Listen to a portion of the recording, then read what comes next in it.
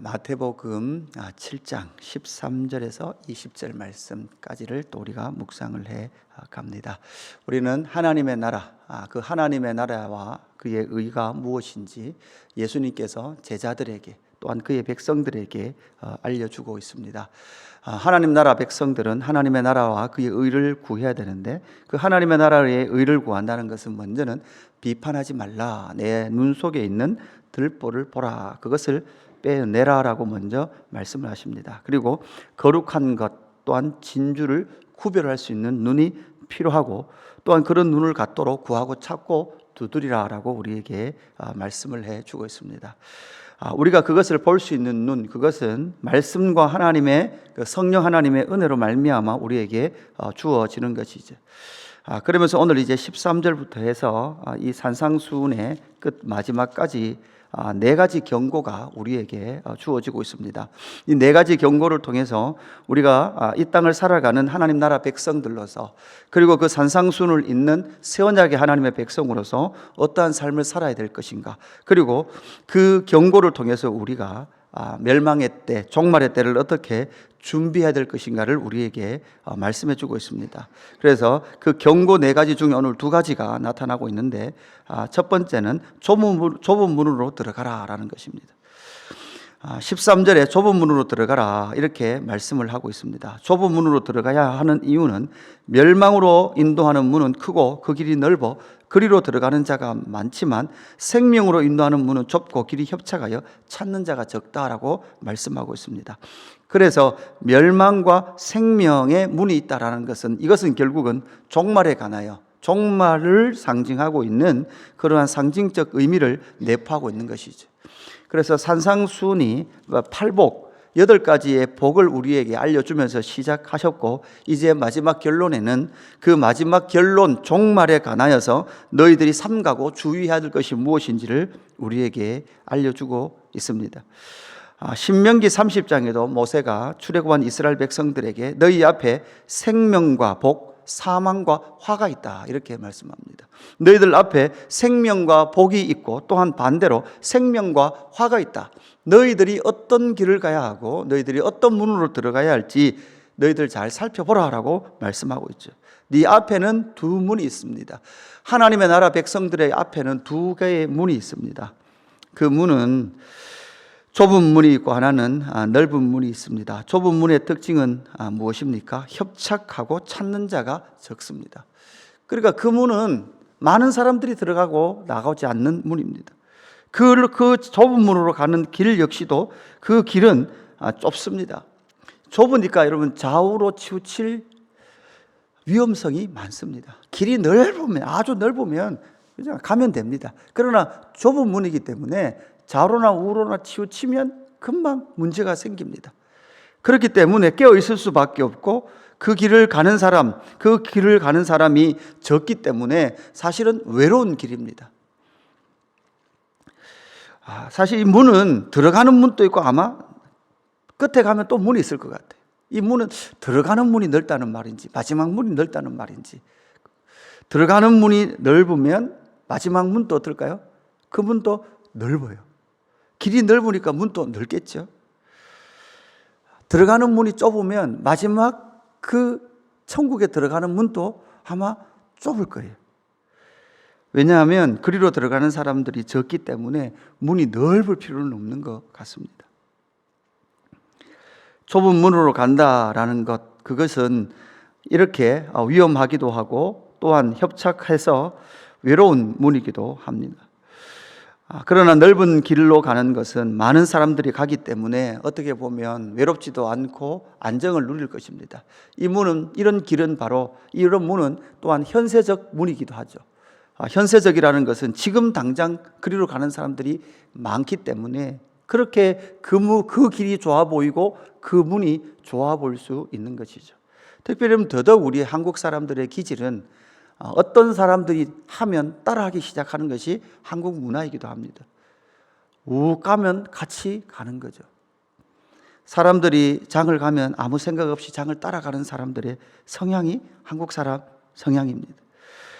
그러나 이 하나님의 나라의 이 문은 좁은 문이다라는 것을 우리에게 말씀해 주고 있습니다. 여러분, 이 좁은 문은 어떤 문입니까? 이것은 결국은 이 산상수훈의 시작이었던 팔복과 관련이 있습니다. 이 팔복의 문은 넓은 문이 아닙니다. 좁은 문입니다.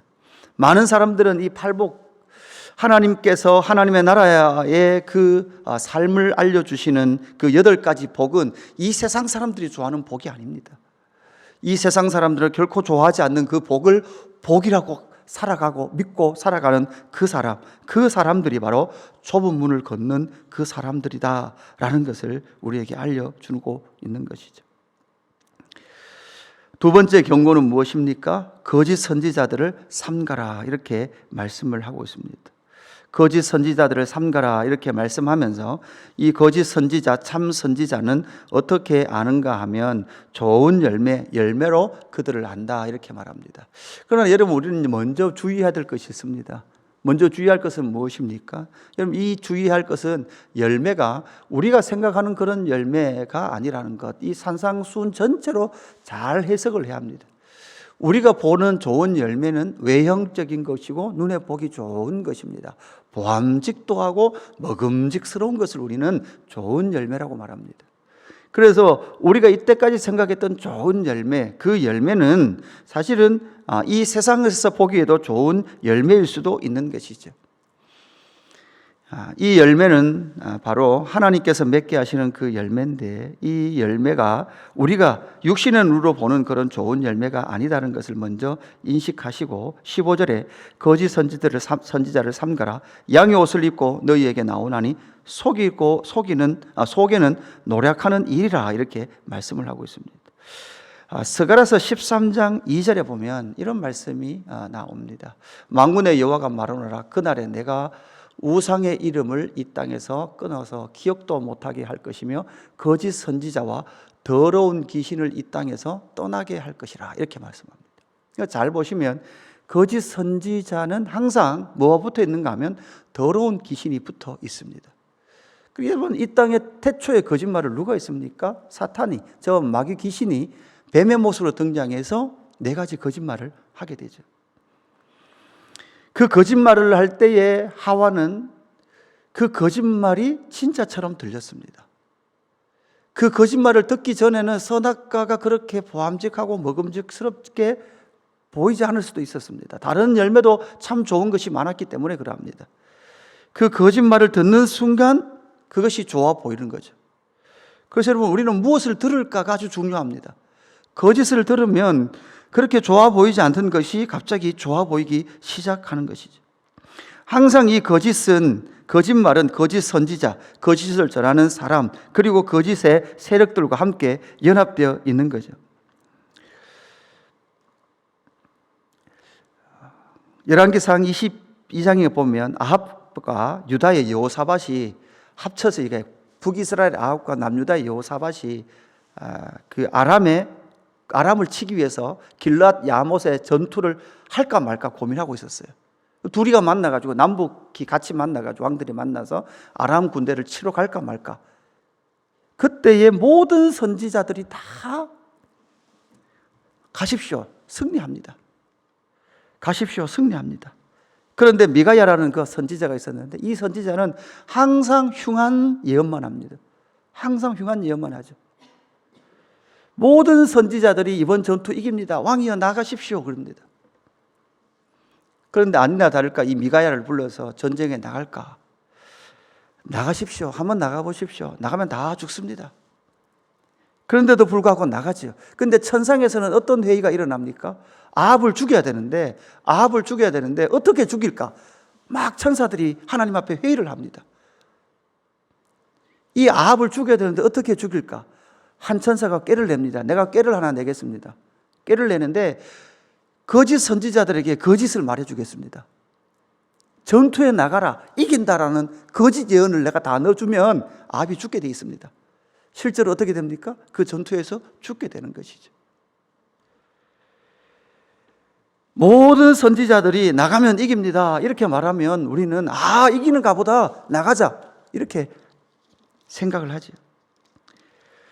그러나 거짓 선지자들의 입에 그런 흉한 좋은 예언을 넣어 주어서 그렇게 하면 된다라고 생각하지만 참 선지자 미가야의 입에는 그런 흉한 예언들을 끊임없이 쏟아내며 하나님의 뜻에서 벗어나면 심판이다라는 것을 우리에게 알려주고 있는 것이죠. 이런 예언들, 이런 내용들은 성경의 구약 성경에 차고도 넘쳐납니다. 예레미야는 70년이 차야 돌아온다고 했습니다. 그러나 하나냐는 2년 내로 이 모든 성전의 기명들을 가지고 고국으로 돌아갈 수 있다라고 말을 합니다. 어느 말이 듣기 좋습니까? 70년 동안 포로 생활이 좋습니까? 2년이 좋습니까? 분명 70년이 듣기 싫을 것입니다. 그러나 포로 백성들의 눈에 귀에 듣기 좋은 2년이라고 말했던 하나냐라는 그 선지자는 거짓 선지자였습니다. 하나님 나라 백성들은 구약의 역사를 살펴보면 언제나 참 선지자의 말을 듣기 싫어합니다. 왜냐하면 참 선지자의 그 예언은 이 땅의 사람들의 입장에서 듣기에는 참 거북하고 힘든 그런 내용이었기 때문에 그러합니다. 앞에서 말씀드렸던 스가랴 선지자도 어떠했습니까? 스가랴 선지자 때도 참 선지자는 인정을 받지 못했습니다. 그러나 거짓 선지자들은 어땠습니까? 두 목자의 이야기가 나오죠. 두 목자가 있었습니다. 한 목자는 양을 엄청나게 많은 양들을 한 목자에게 팔았습니다. 양을 많이 팔았으니까 뭐가 많이 생겼습니까? 돈이 많이 생겼습니다. 그래서 남아있는 양을 또 잡아서 양 잡아서 잔치를 베풉니다. 양을 사가지고 간 목자는 어떻습니까? 오늘 양을 수백 마리 샀어요. 너무 기뻐서 양 잡아서 잔치를 합니다.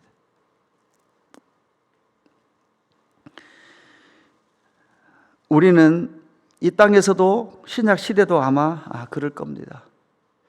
많은 성도들이 모이고 밖으로 보기는 신령한 것 같고 그러면 저 열매가 좋은 열매 같다라고 보이죠.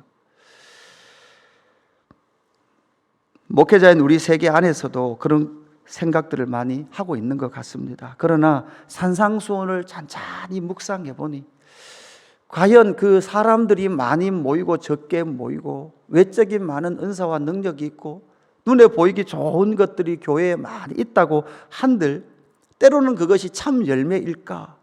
라는 생각을 해보기도 합니다. 사람이 모이지 않고 작은 교회라 그래서 그것이 나쁜 열매일까라는 생각도 해보게 된다라는 것이죠. 목사님 믿는 사람이 많은 게 좋은 것 아닙니까? 라고 말할 수도 있습니다.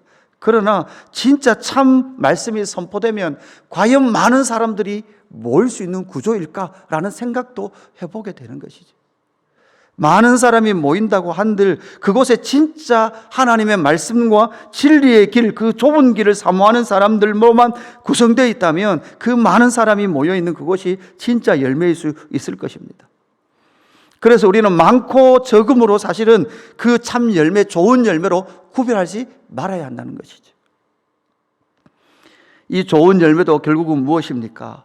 여러분이 참 목자를 구별하는 이유가, 기준이 무엇일까요? 저는 이 말씀을 다시 묵상하면서 결국은 좋은 열매 참 선지자의 기준은 앞에 나타나는 팔복입니다. 8가지 그 복을 끌어안고 애통하는 그 사람. 외적인 이 땅에서 이 지상에서의 어떤 눈에 보이는 열매가 아니라 그 심령의 열매를 끌어안고 선한 목자이시고 생명의 물이신 양의 참 문이 되시는 예수 그리스도의 문으로 들어가서 꼴을 넣고 그 예수의 양식을 먹으며 살아가는 그 목자가 참 목자이며 참 선지자이며 그뿐만 아니라 목자장이신 예수 그리스도가 계시다는 것을 인식하는 그 목자가 참 선지자인 즉 목자일 것입니다. 오늘 우리에게 주시는 2가지 경고를 여러분 잘 기억했으면 좋겠습니다. 좁은 문으로 가십시오. 그 문은 외롭습니다. 외로우니까 여러분 심령이 가난하고 애통할 수밖에 없습니다. 좋은 열매 맺는 선지자가 진짜 선지자입니다. 거짓 선지자를 삼가하십시오. 그 속에는 노력하는 일이가 들어있습니다. 겉으로 보기에는 좋은 일, 하나님의 나라 일 같습니다. 그러나 그 속에 진의, 팔복의 그 아픔을 끌어안고 그 복을 끌어안고 이 땅을 살아가고 있는 자인지 여러분 살펴보시면서 여러분도 마찬가지입니다. 여러분 안에 좋은 열매, 하나님 보시기에, 예수님 보시기에 좋은 열매를 맺고 있는지, 이 세상 사람들이 보기에 좋은 열매를 맺고 있는지 여러분 자신을 잘 살펴보며 주님이 원하시는 그 열매를 맺어가는 저와 여러분 되기를 주님의 이름으로 축복합니다. 아버지 하나님 감사합니다. 종말의 그때에 삼가해야 될 이 진리의 말씀을 우리에게 알려주셔서 감사함을 드립니다. 하나님 아버지, 좋은 말 듣는 것, 귀에 듣기 좋은 말, 내 마음에 위로가 되는 그 말을 듣기에 우리의 귀가 너무 익숙해 있습니다. 하나님 아버지, 뼈를 아프게 하는 그 말을 듣는 것은 때로는 너무나 괴롭습니다. 그래서인지 하나님 좋은 소리만 듣기를 원하는 이 세상의 풍조를 선악과 사건 이후 지금까지 우리는 만나고 있습니다. 하나님 아버지, 나는 오늘도 무엇을 듣고 살아갑니까? 하나님의 그 음성, 진리의 말씀으로 우리의 심령을 쪼개는 그 아픔의 말씀을 끌어안고 오늘 이 아침에도 이 자리에 앉습니다. 기도를 하나님께로 나아갑니다. 하나님 아버지, 그 좁은 길, 예수 그리스도께서 맺기를 원하시는 그 열매 맺는 삶을 살아갈 수 있도록 성령 하나님 우리를 인도하여 주시옵소서. 하나님, 예수의 길만이 그 좁은 문으로 우리를 인도하고 예수의 길만이 좌우로 치우치지 않는 진리의 길인 줄로 믿습니다. 하나님, 이 믿음 가지고 오늘 이 하루도 살아가게 하시고 하나님, 팔복의 그 아름다운 복의 삶을 이 땅 가운데 살아갈 수 있도록 성령 하나님 역사하시고 인도하여 주옵소서. 하나님, 오늘도 애통하는 심령을 가지고 나왔사오니 주여 하나님, 그 애통으로 말미암은 그 심령의 기도를 주님께서 들으시고 하늘의 하나님의 뜻이 우리의 심령 가운데, 우리의 삶 가운데 이루어질 수 있도록 역사하여 주옵소서. 감사함을 드리며 구주 예수 그리스도 이름으로 기도드리옵나이다. 아멘.